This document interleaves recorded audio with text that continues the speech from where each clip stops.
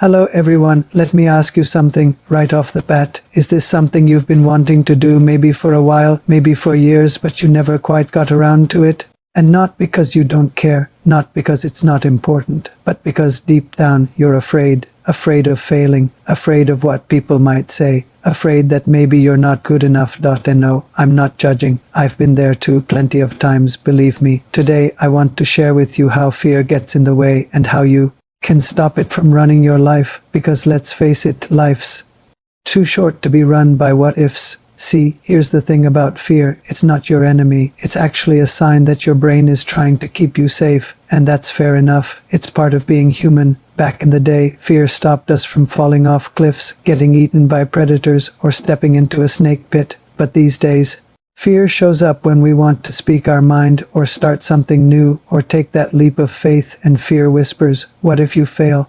What if they laugh at you? What if you're just not good enough? Here's what I've learned, fear can ride in the car, but it doesn't get to drive, that's your job. You can be afraid and still take action, that's courage, and it's more common than you think. So here are some simple, powerful things you can do to help you. Ask yourself, what do I actually want? Not what someone else wants, what you want. Not what sounds reasonable, what you truly want. What have you been putting off? That book, that trip, that big conversation. Asking out that person you really like. Just say hello. You know that feeling, the butterflies inside. Your heart racing because you really want to say hello. I had a moment just like that when I met my wife. It was in Jerusalem, back in 1995, in the old city. I used to go to this little to grab a drink late in the afternoon. It was quiet. I knew the owner, an older guy, older than me, and one afternoon I was sitting there and this woman walked in. She had this beautiful long dress on, tall, long hair. She sat down at the table across from me. We were the only two people in the whole place, and I thought, wow, she's just incredible, the most beautiful woman I've ever seen. I was completely struck by her, and I sat there, and I was just too afraid to say hello. We were the only two people in the room. But thank goodness, she said hello to me first, and just like that, all that fear, all that anxiety, my heart pounding, it all just melted away, and we've been together ever since.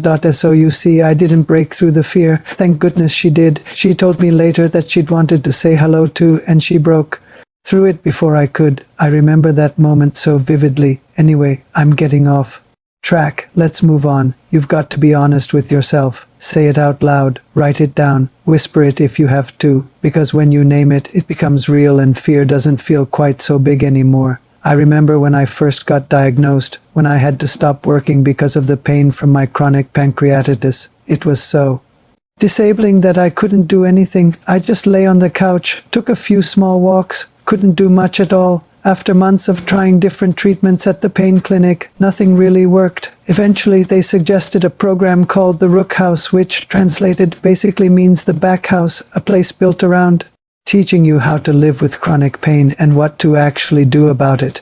I was in so much fear. I thought, this is it. This is all I'll ever be able to do. But they were running a new trial for people with abdominal pain to see if it could help. And with some encouragement and just talking it through, I managed to push past that fear. What they taught me was this: they couldn't take the pain away, but they could teach me how to live with it. It was a 3-month intensive program, psychologists, psychiatrists, physical therapists, training on mindset and your home environment, all to help you manage it from the inside out. 3 days a week, genuinely exhausting, but I came away from it realizing my fear and my pain, they weren't in control. I was in control, and that gave me the courage to actually get on with my life. Small steps, small stages, and it made all the difference. Fear and excitement feel almost identical. Your heart races, your stomach flips, you feel jittery, but one of them says run away and the other says let go. So when you feel those nerves kicking in, ask yourself, is this fear, or is it something I actually care about deeply?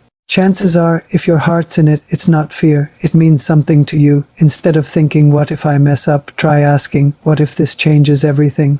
Now look, you don't have to go out and change your whole life in one afternoon.